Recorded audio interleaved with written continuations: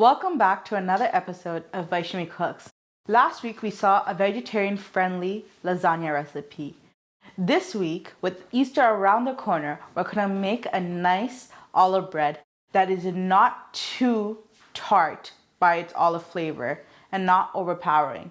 This olive bread recipe is so mild, even olive haters will love this recipe. I'm going to be showing you two olive bread recipes. The first olive bread recipe is with green olives and rosemary, and the second one is with black olives and sun-dried tomatoes. Both recipes are rich in flavor, yet mildly soft in taste when you taste the olives. So don't hesitate to try the recipe and make sure to comment if I changed your mind about olives. For this recipe, you're going to need about 3 cups of flour each. Each recipe serves about 5 to 10 people, and along with the flour, you're going to obviously need your 2 olives, either black or green, depending on which recipe you choose to follow. And also rosemary and sun-dried tomatoes, again, on which recipe you choose to follow. Both methods are the same, however, the ingredients you choose are different. Along with those ingredients, you're also going to want water and yeast. I use instant yeast for my recipes, but you can also use dry active. Just remember, when you use dry active yeast, you need to make sure your water or milk, whichever of the two you are using, is within a certain temperature. I'll link the temperature down below in the description, along with the amounts for the recipe. I understand that some of the recipes don't have the ingredients listed along with the measurements, but if you do go back to the recipe you watched and want to try, it should be listed now. Now going on to the recipe. To start off, you're going to put your flour, yeast, and water into a big standing mixer or a big mixing bowl if you're mixing by hand. And you want to make sure the water is lukewarm, whether it's dry active or instant. If you put too warm of water into your yeast mixture, it's going to prevent it from rising when you go onto the proofing stage. Now, if you're using dry active yeast, you want to make sure you want to include sugar, as the yeast will eat the sugar and help it activate.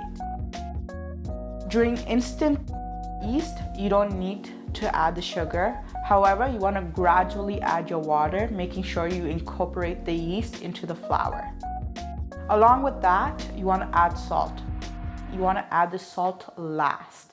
This is because it will deactivate the yeast if you add it first.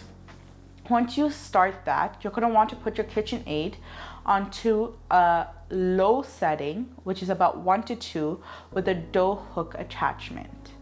Or if you are using a big mixing bowl, use a wooden stick to mix it together.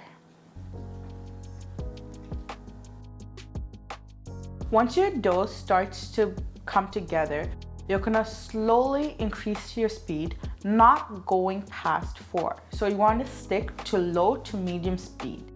And once you see your dough coming and forming into a ball, you're gonna want to turn it over onto a clean surface and start kneading it. And you want to knead it for about 10 to 12 minutes, ensuring that you create the gluten within your bread. And that's the one that will give you your flavor.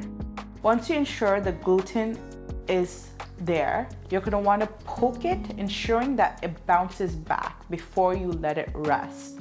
While you're kneading the dough, if you feel like it's too sticky, feel free to dust a little bit of flour, but you don't want to add too much, or else it will become dry.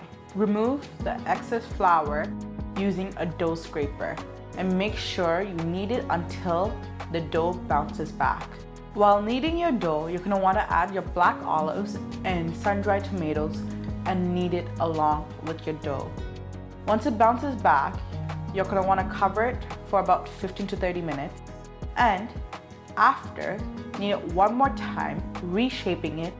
You're going to want to place your breads into the oven for 1 hour under 325 degrees.